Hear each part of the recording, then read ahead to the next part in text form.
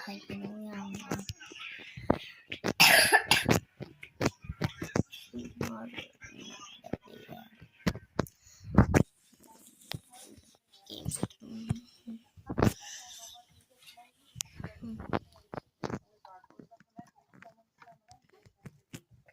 Buradaymış.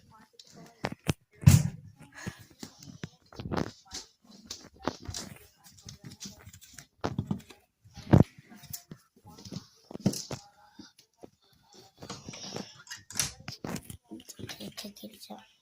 Arkadaşlar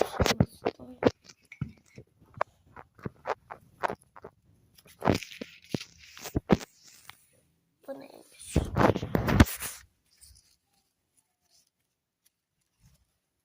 Ne ya? Daha yeni olmak istiyorum. Gerçekten açtım. Maşallah yemeğe gideceğiz. İnşallah. Bunu birazdan yapayım. Benim kankam var. Tekneler. Burada tekneler ya. Bakın. Ben kanalı yapacağım.